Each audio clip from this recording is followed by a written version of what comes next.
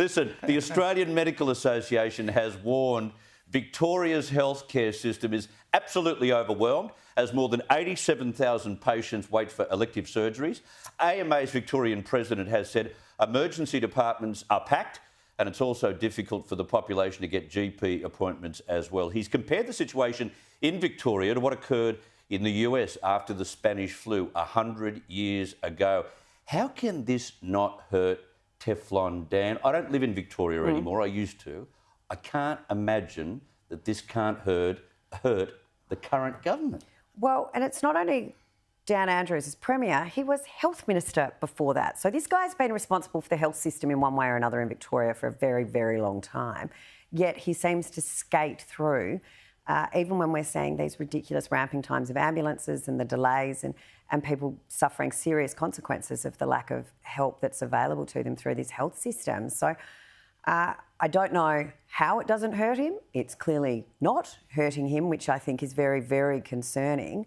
And I definitely think the Guy opposition needs to step up. They haven't had a great week either. You need to explain this to me, Richard, because when you were running the Labor Party internationally, you would always say that the health system played a huge role when it came to a poll. I think the health system's probably, along with education, they're the two issues that Labor tries to call it their own. So Victoria's got a wreck of a health system at the moment, but Dan's going to get back in? He'll bolt in. They won't get within a bull's roar of him. Everyone knows that. When you watch him speak, I have never met anyone who can seem so earnest so often.